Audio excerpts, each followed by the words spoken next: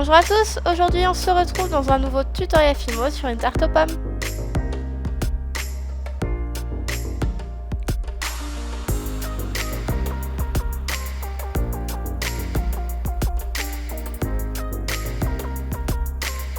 Pour commencer, j'ai pris de la pâte à gâteau et je l'ai mise au fond d'un moule de base à cupcake. Puis avec un gros dotting tool, j'ai tout simplement aplati les bords contre la paroi du moule pour imprimer les stries de la base à cupcake.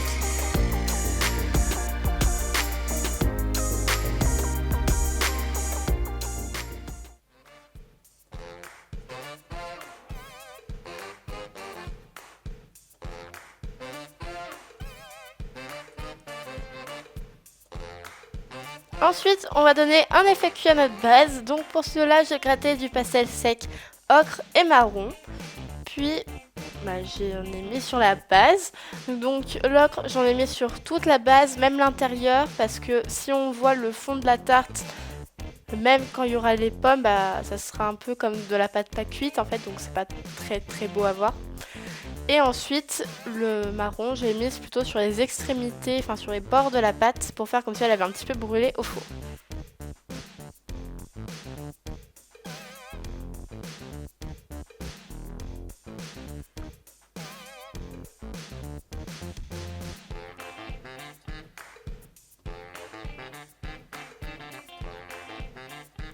Ensuite, j'ai fait un boudin de pâte vanille, puis je l'ai un petit peu aplati pour avoir un côté plat et un côté bombé, un peu comme les tranches de pommes en fait. Puis avec un pastel caramel orangé, j'en ai mis sur toute la paroi du cylindre pour faire comme si elles avaient caramélisé justement au four.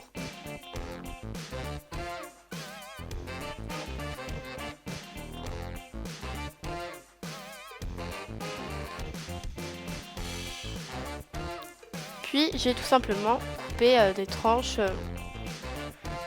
de ce boudin.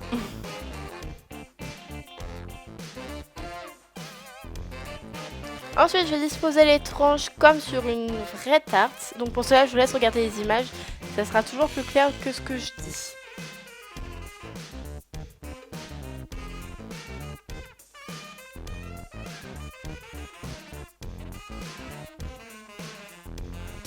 Ensuite, j'ai fait un tout petit boudin de pâte vanille pour combler le trou qui restait au milieu de ma tarte.